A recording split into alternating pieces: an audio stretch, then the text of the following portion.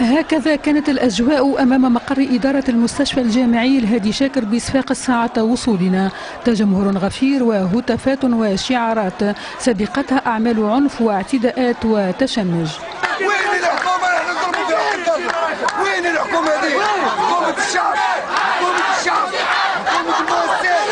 المرة اللي فاتت جات ومعناها ولفتنا انتباه الأمن اللي عاين وجودهم تقريبا 12 ولا 13 واحد، والمرة هذه معناها أصبحوا معناها بالعشرات، يعني تقريبا 50 ولا 60 نفر أثناء تنفيذ عوان الصحة بالمستشفى الهادي شاكر لنوع وقفة احتجاجية في إطار الحق النقابي على الوضع القائم بالمستشفى الهادي شاكر.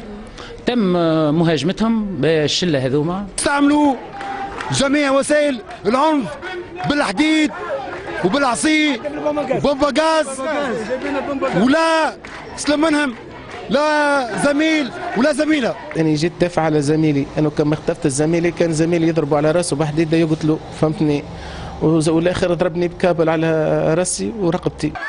وفيما الجانب المساند للطرف النقابي يهتف خارجا، كان الشق الموالي لإدارة المستشفى داخل المبنى بعد أن فصل الأمن بينهما.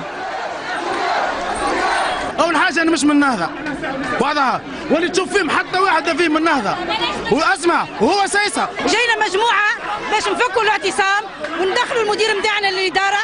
يا أخي هما عرضونا ودخلونا بالقوة للإدارة نتاع المستشفى.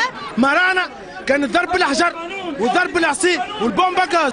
وللوقوف على حقيقة ما يجري تحول والي الجهة إلى المستشفى الجامعي الهادي شاكر. حول ليه نحن مع بعضنا والناس كل نعرف والناس كل مسؤولين، ومش ممكن معناها تستمر الوضعية بالشكل هذا، خاصة من تقريبا معناها الهادي شاكر يوميا ما يقارب 6000 معناها زائر، معناها يجوا تقريبا من كل معناها اطراف جنوب الجمهوريه خاصه، والناس الكل متفاهمه والناس الكل معناها تدعو الى وجود حل معناها سلمي. المؤسسات العموميه محايده وتونس توسع الناس الكل.